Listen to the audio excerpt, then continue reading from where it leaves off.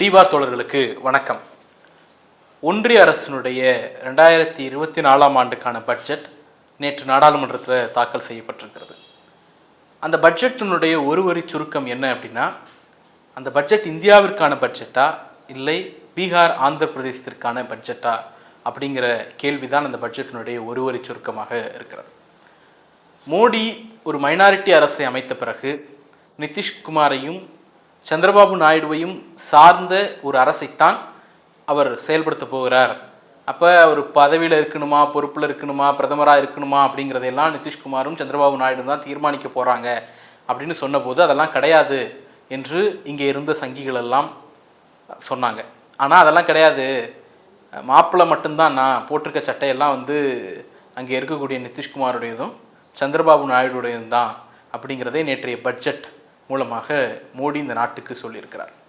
ஏன்னா special schemes பீகாருக்கும் Andhra பிரதேசத்துக்கும் தவிர வேறு எந்த மாநிலத்திற்கும் பெரிய அளவிலான திட்டங்களே இல்லை அப்படிங்கிறது பட்ஜெட்டில் வெளிப்படுது. பீகாரை பொறுத்த வரைக்கும் Gaya industrial corridor, Patna Pune expressway, அதே போல் பாகல்பூர் எக்ஸ்பிரஸ்வே, அப்புறம் போத்கயா எக்ஸ்பிரஸ்வே, கங்கை மீது ஒரு 2 லைன் பிரிட்ஜு, பவர் பிளான்ட்டு ஒரு 21,400 கோடிக்கு, ரோடு பாலம் எல்லாம் சேர்த்து ஒரு 26,000 கோடிக்கு, வெள்ளத்தடுப்பு பணி ஒரு 11,500 கோடி. இது இல்லாமல் மூலதன முதலீட்டுக்கான உதவி, கடன் உதவி, இதையெல்லாம் நாங்கள் பண்ணுவோம் அப்படின்னு சொல்லியிருக்கிறாங்க. ஏறக்குறைய 58,900 கோடி இதில் மட்டும் வருது. இதை தாண்டிய திட்டங்களும் அறிவிக்கப்பட்டிருக்கிறது. அதே போல் ஆந்திராவுக்கு ஸ்பெஷல் ஸ்டேட்டஸ் இருக்கக்கூடிய அந்த ஆந்திராவுக்கு சிறப்பு நிதியாக, மறுசீரமைப்பு நிதியாக ஒரு 15,000 கோடியை உலகளாவிய நிதியங்களிடமிருந்து நாங்கள் பெற்றுக் கொடுக்க போகிறோம் அப்படின்னு சொல்லியிருக்கிறாங்க. இந்த ஆந்திராவுக்கான நிதியைத்தான் ஒரு 5 ஆண்டுகளுக்கு முன்பு 2019 ஆண்டு ஏப்ரல் மாதம் யூட்டன் பாபு அப்படின்னு சொல்லி, யார், சந்திரபாபு நாயுடு யூட்டன் பாபு இந்த போலாவரம் அணை திட்டத்தை ஒரு ஏடிஎம் கார்டாக பயன்படுத்த முயற்சி பண்ணுறார். அவருக்கு போலாவரம் அணை திட்டத்தின் மீதோ, இங்கே இருக்கக்கூடிய விவசாயிகள் மீதோ, இங்கே இருக்கக்கூடிய மக்கள் மீதோ எந்த அக்கறையும் கிடையாது. அவர் ஒரு ஏடிஎம் கார்டாக இந்த திட்டத்தை பயன்படுத்தி அதிலிருந்து லாபம் பார்க்க முயற்சி செய்கிறார் என்று மிக கடுமையாக விமர்சித்தவர் மோடி.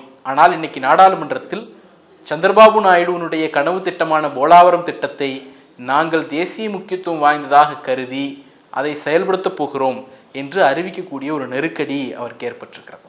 அவருடைய அரசியல் லாபத்திற்காக, பதவி வெறிக்காக இந்த நாட்டினுடைய பட்ஜெட்டை சீரழித்திருக்கிறார். நீங்கள் ஆந்திராவுக்கு ஏன் பணம் கொடுத்தீங்க, பீகாருக்கு ஏன் பணம் கொடுத்தீங்க என்பதை தாண்டி தமிழ்நாட்டிற்கு ஏன் எந்த நிதியையும் கொடுக்கவில்லை அப்படிங்கிறது தான் அடிப்படை கேள்வியாக உருவெடுத்திருக்கு. உதாரணத்திற்கு தமிழ்நாட்டில் மெட்ரோ ரயில் ப்ராஜெக்ட் ஏறக்குறைய 5 ஆண்டு காலம் வரைக்கும் ஆயிடுச்சு. அதை அனௌன்ஸ் பண்ணியே 4 ஆண்டு காலம் ஆயிடுச்சு. 63,000 சொச்சம் கோடி ப்ராஜெக்டு. இந்த நிமிஷம் வரைக்கும் ஒன்றிய அரசிடமிருந்து ₹1 கூட நிதி வரல.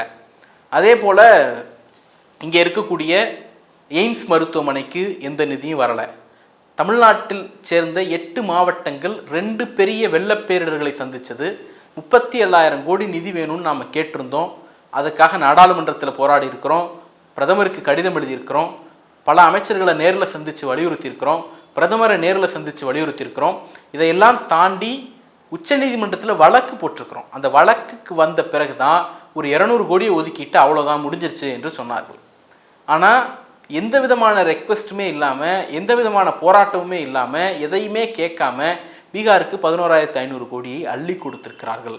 இந்த வேறுபாடு தான் நமக்கு பிரச்சனையாகிறது. பீகாருக்கு கொடுத்தது பிரச்சனை அல்ல, தமிழ்நாட்டுக்கு ஏன் கொடுக்கலை என்பது தான் இதனுடைய அடிப்படை பிரச்சனையாக உருவெடுத்திருக்கிறது. அப்போ இந்த பட்ஜெட்டே பீகாருக்கும் ஆந்திராவுக்குமான பட்ஜெட்டாக மாறி இருக்கு. இது ஒரு பக்கம். ரெண்டாவது, இந்த பட்ஜெட்டில் நிறைய விஷயங்களை அவங்க சொல்கிறாங்க. ஒன்று அக்ரிகல்ச்சரை நாங்கள் பெரும்பகுதி மாற்ற போகிறோம் அப்படிங்கிறாங்க. ஆனால் அதற்கான விரிவான திட்டங்களோ ஆக்ஷன் பிளானோ எதுவுமே கிடையாது. கிட்டத்தட்ட 1 கோடி விவசாயிகளை நாங்கள் நேச்சுரல் ஃபார்மிங்க்கு மாற்ற போகிறோம் அப்படின்னு சொல்கிறாங்க. இப்போ நேச்சுரல் ஃபார்மிங்க்கு மாற்றுறப்போ ஏற்படக்கூடிய அந்த ஈல்டு இழப்பு, உற்பத்தி குறைவு ஏற்படும், அதனால் நிதி இழப்பு ஏற்படும். அதை விவசாயிகளுடைய அந்த நிதி இழப்பை யார் ஏற்றுக்கொள்ள போகிறது அப்படிங்கிறதோ, அதற்கான நிதியுதவியோ அதற்கான நிதி ஒதுக்கீடோ இந்த பட்ஜெட்டில் எதுவும் கிடையாது. அடுத்தது எம்ப்ளாய்மெண்ட்டுக்கு வந்து ஒரு இன்சென்டிவ் ஸ்கீமை அனௌன்ஸ் பண்ணியிருக்கிறாங்க. நிறுவனங்கள் வேலைவாய்ப்பு உருவாக்கும் பொழுது அவங்களுக்கு முதல் மாத சம்பளத்தை அந்த பணியாளர்களுக்கு நாங்கள் கொடுப்போம் அப்படிங்கிறதுல ஆரம்பித்து ஏகப்பட்ட இன்சென்டிவ் ஸ்கீம்ஸ் இதில் சொல்லியிருக்கிறாங்க. இதெல்லாம் தமிழ்நாடு அரசு போன ஆண்டு பட்ஜெட்டில் அனௌன்ஸ் பண்ண ஒரு ஸ்கீம் தான். தமிழ்நாட்டில் வந்து நீங்கள் ஹை பேயிங் ஜாபை க்ரியேட் பண்ணுறீங்க, ஜிசிசிங்கிற கேட்டகரியில் 1 லட்ச ரூபாய்க்கு மேலே மாத சம்பளம் இருக்கக்கூடிய வேலை வாய்ப்புகளை உருவாக்குனீங்கன்னா முதல் ஆண்டு 30%, அடுத்த ஆண்டு 20%, மூன்றாவது ஆண்டு 10% மானியமாக மாநில அரசு கொடுக்கும் அப்படின்னு சொன்னாங்க. அதைத்தான் வந்து இன்னைக்கு இவங்க காப்பி பண்ணி வெளியிட்டிருக்கிறாங்க. அடுத்தது PMAOன்னு சொல்லப்படக்கூடிய அந்த பிரதம மந்திரி ஆவாஸ் யோஜனா திட்டம், வீடு கட்டும் திட்டம். அதில் 1.5 லட்சம் வந்து யூனியன் கவர்மெண்ட்டோட கான்ட்ரிபியூஷன், 7.5 லட்சம் ஸ்டேட் கவர்மெண்ட்டோட கான்ட்ரிபியூஷன், மிச்சது மக்களோட கான்ட்ரிபியூஷன் இருக்குது. இப்போ இந்த யூனியன் கவர்மெண்ட்டுடைய கான்ட்ரிபியூஷனை அதிகப்படுத்தணுங்கிற கோரிக்கை பல ஆண்டுகளாக இருந்து வருகிற நிலையில் இன்னைக்கு வந்து அதை அதிகப்படுத்தாமல் கூடுதலாக நாங்கள் 3 கோடி வீடுகளை அலாட் பண்ண போகிறோம் அப்படின்னு சொல்லியிருக்கிறாங்க. அடுத்தது வந்து முத்ரா லோனை பொறுத்த வரைக்கும் 10 லட்சத்தை 20 லட்சமோ உயர்த்த போகிறோன்னு சொல்கிறாங்க. ஆனால் அது வந்து சிஷு, கிஷோர், அப்புறம் வந்து 3 வகையான திட்டங்கள் இருக்குது. சிஷு, கிஷோர் அண்ட் தருண் அப்படின்ட்டு 50,000 வரைக்கும் லோனு, 50,000லேருந்து 5 லட்சம் வரைக்கும் லோனு. இந்த தருண் ஸ்கீம் வந்து 5 லட்சத்துலேருந்து 10 லட்சம் வரைக்கும் லோன். இப்போ இந்த தருண் ஸ்கீமில் உள்ளவங்களுக்கு மட்டும்தான் இது பெனிஃபிட். நீங்கள் இந்த தருண் ஸ்கீமில் பெரும்பகுதி பெனிஃபிஷரி யாருன்னு பார்த்தீங்கன்னா ஃபார்வர்ட் கம்யூனிட்டிஸை சேர்ந்தவங்களாக இருக்கிறாங்க. உதாரணத்துக்கு கடந்த ஆண்டினுடைய முத்ரா லோன் ஆண்டு அறிக்கை என்ன சொல்லுது? அதனுடைய பெனிஃபிஷரியில் 50% SC ST OBC இருக்கிறாங்க, 50% ஜென்ரல் பீப்புள் இருக்கிறாங்க. ஆனால் நிதியை பெற்றவர்களில் 64% ஜென்ரல் இருக்காங்க அப்படிங்கிற ஒரு தகவலை சொல்கிறாங்க. அப்போ அது என்னென்னா பெரும்பகுதி அந்த தருண் ஸ்கீமில் ஜென்ரலை சேர்ந்த ஃபார்வர்ட் கம்யூனிட்டி சேர்ந்த பீப்புள் தான் பலனடைஞ்சிருக்கிறாங்க அப்படிங்கிறது தான் செய்தி. இதே போல் ஒவ்வொரு திட்டமாக எடுத்து பார்த்தோம் அப்படின்னா மிகப்பெரிய அநீதியை இந்த பட்ஜெட் இழைத்திருப்பது புரிகிறது.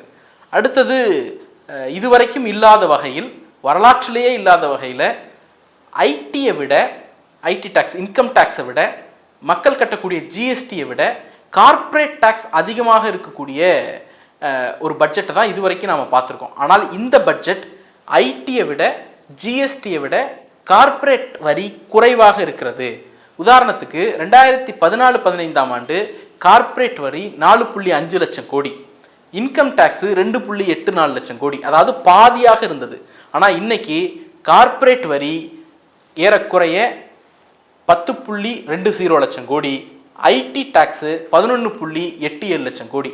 கார்ப்பரேட் டேக்ஸை விட கூடுதலாக ஐடி டேக்ஸ் போயிருக்கு அப்படிங்கிற சூழல் ஏற்பட்டிருக்கிறது. மிகப்பெரிய அளவில் கார்ப்பரேட்டுகளுக்கான வரி சலுகையும் இந்த பட்ஜெட்டில் கூட வெளிநாட்டு பெருநிறுவனங்களுக்கு 40%-இருந்து 35% டேக்ஸை குறைச்சிருக்கிறாங்க. ஒரு பக்கம் பெருநிறுவனங்களுக்கு வரியை குறைக்கிறது, இன்னொரு பக்கம் ஏழை எளிய நடுத்தர மக்களின் மீது வரியை அதிகப்படுத்துறது.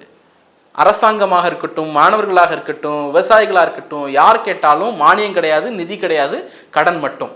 கடனை அதிகப்படுத்தி கொண்டே போகிறது அது மாநிலங்களுக்கும் மக்களுக்கும், வரியை குறைத்து கொண்டே போகிறது கார்ப்பரேட்டுகளுக்கு. அப்படிங்கிறது தான் இந்த பட்ஜெட்டினுடைய மிக அடிப்படையாக இருக்கிறது. கார்ப்பரேட்டுகளுக்கு சலுகை, மாநிலங்களுக்கும் மக்களுக்கும் நாமம் அப்படிங்கிறது தான் இந்த பட்ஜெட்டினுடைய ஒரு வரி செய்தி. நன்றி, வணக்கம்.